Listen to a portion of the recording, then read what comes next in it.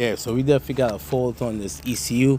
So let's see if we could continue to diagnose this Honda Grace with the P0600 fault codes and numerous injector codes. Let's get it.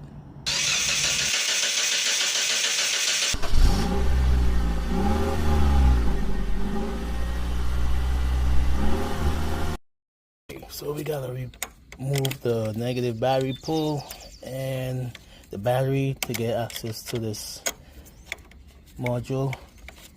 Okay, we definitely have a fault. Kind of hard to do this by holding the camera, so let me get all these things removed and then I'll pick the camera back up.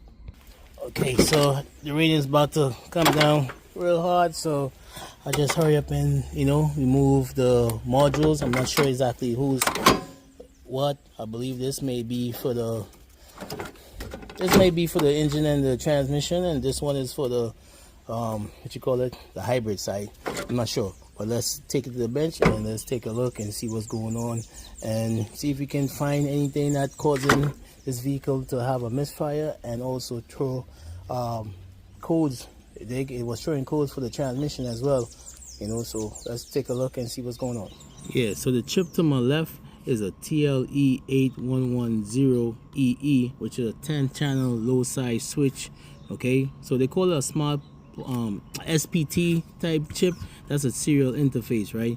So it basically control inductive and resistive load like solenoids, injectors, valves, relay, stepper motor, right? So it's a 36-pin type chip, and I believe this definitely control the injectors, right? So if this took a hit from the faulty coil, I believe, right, or the misfire, so yeah, I believe this is a chip I need to go after. So let's see if we could get some headway on it. All right, so we just got the ECU back from the repair shop. I'm going to install it, right? I gotta put everything back together.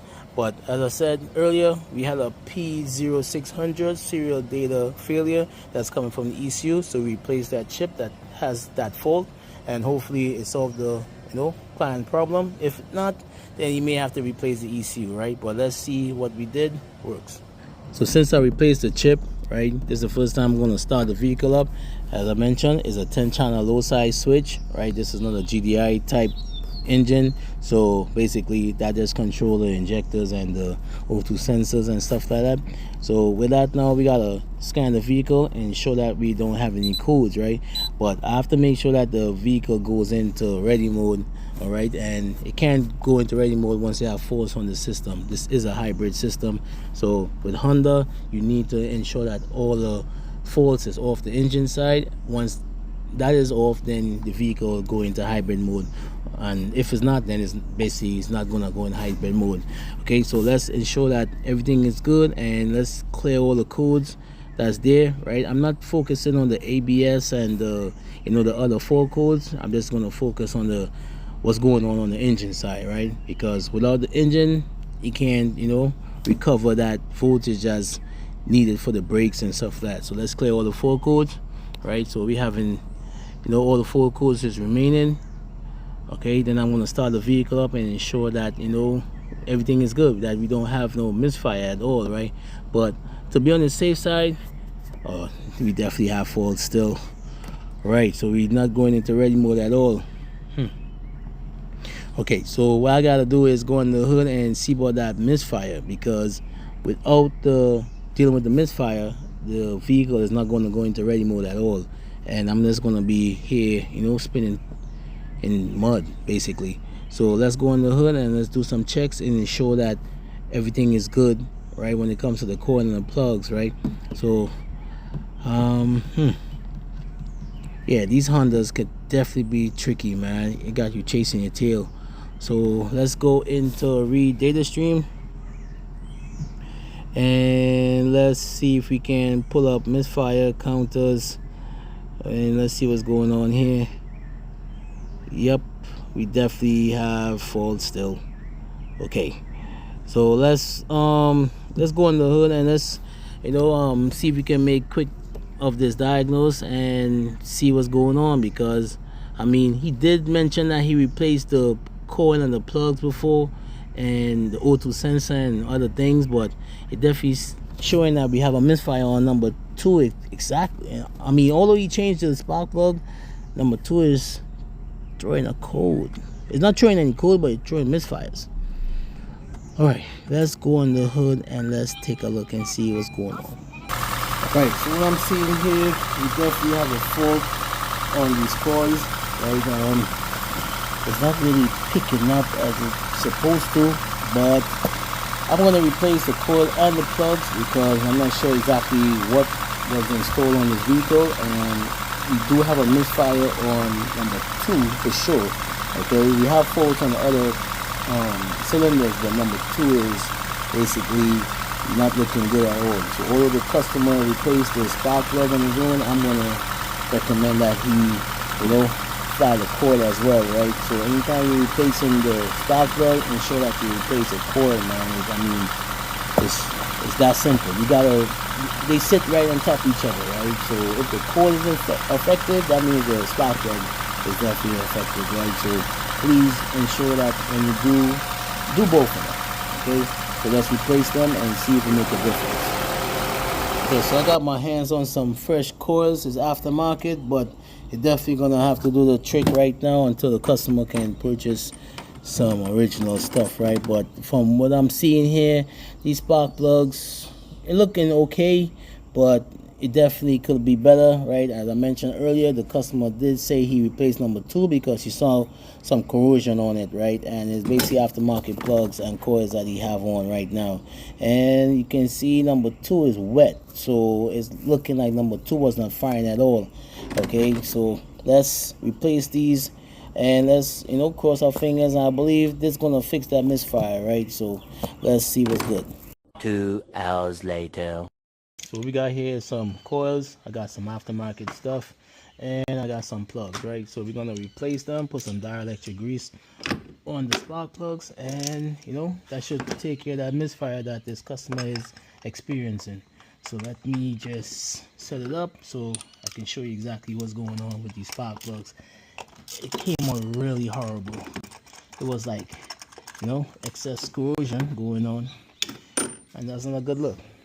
So it is. Okay, so what we're gonna do next is we got some aftermarket coils, right? So we already have a little dielectric grease on it, but I'm gonna put a little bit more.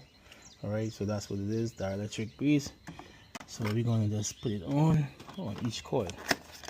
Okay, so that's supposed to slow down the rate of the corrosion that happens when the installation boot starts to deteriorate, right? I'm gonna show you, or leave a TSB up so you can see exactly what Honda said you need to do, because I believe the cause of the misfire was the coil starting to deteriorate due to age, and we didn't, or the customer didn't replace them in time, and that's when you got that green stuff, so that's what the TSB said.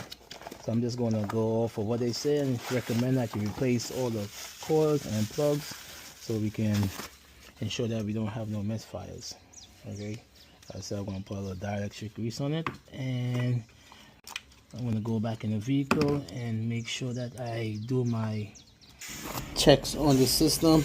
Okay, so before you deliver this vehicle, you gotta ensure that you have also done a crank relearn, because Honda is very funny when it comes to the misfire, right? You definitely gotta go on the system and do it, because the vehicle is gonna basically hold that memory of the misfire, and basically gonna have the vehicle still misfiring as well if you don't do the crank relearn, right? So I'm just gonna go into the vehicle, get it done, and take this vehicle for a test run. I believe this is gonna be the fix, because I didn't see the P0600 code came back up, also accompanied by the injector faults, right?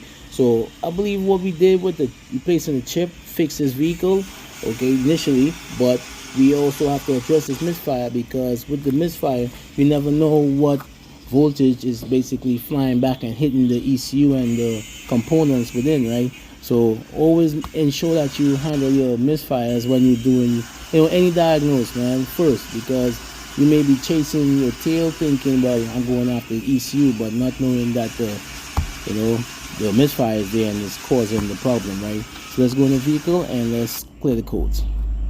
Yeah, so this is the TSB that I mentioned that Honda has up when they pertaining to the misfires and the coils. So you gotta make sure that you do your homework before you just replace anything, right? You gotta replace the coil with the plugs, and that's it. So let's take it for a test run. Alright, so we test running this vehicle to ensure that all is well. We don't have no lights on the dash, and we don't have anything on the scan tool. So that's let me know all is well. The vehicle is definitely going into hybrid mode. So yeah, I'm going to call this customer and let them know that the vehicle is up and running again. So if you like this video, give me a thumbs up. If you don't like this video, give me a thumbs down, but let me know why you don't like more video down in the comment box. Okay, hit that bell notification for more content by DJ Mobile Auto Services. And yeah, we had some coil pack misfire thing happening that would cause, basically the ECU took the hit, and we had to rectify that problem before we go forward, right? So until next time, take it easy. Peace.